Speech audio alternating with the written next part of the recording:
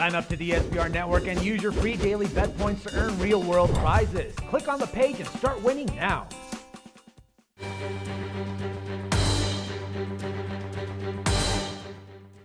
What's happening? Welcome to SBRforum.com. In this video, we're taking a look at Game 6 between the Anaheim Ducks and the Los Angeles Kings. Now, this has been a wildly unpredictable series so far. You got the Kings, who went into Anaheim, won the first two games. Then the Ducks, down 2-0, go to Los Angeles and not only win the next two games, but also come back home and win Game 5. And now they have a 3-game winning streak in this series. The confidence, the momentum, and they look like they are about to oust the Los Angeles Kings out of the playoffs. Now, it's a little bit surprising, and I think that this series is going to go at least one more game. There's a couple of reasons for it. For starters, I see the Kings as, they sort of wrested momentum a little bit away from the Ducks in game number 5. Now, what happened in game 5 is the Ducks got out to a 4-1 lead midway through the second period, and then the Kings sort of systematically came back, and by the end of the game, it was really the Ducks who were just hanging on for dear life for this win. Now, of course, they did get the win, so that's good for the Ducks, but I think the Kings realized that they have to put tons of pucks on net, and if they do, they're going to win games, or they're at least going to score goals and be competitive, which is something that they really weren't in games 3 and 4. You take a look at John Gibson, his fantastic outing in game number 4, posting a shutout, but you see how his performance was in game 5. It was very different, to be honest with you. Yes, he had 39 saves on 42 shots, but some of those goals were a little bit flimsy, if you ask me.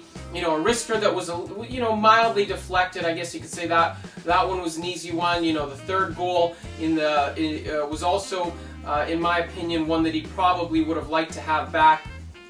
Not the greatest effort from him. Of course, 39 saves is great, but just the goals that you see, not exactly, Vezina trophy. It's not as if he's, really had to be out-deked or anything like that. We're talking about some wristers and stuff like that, and I think that gives the Kings some momentum, and it reminds the Ducks of their goaltending issues. The Ducks are closely tied to the goaltending. We've seen this with Jonas Hiller. We've seen this with Frederik Andersen.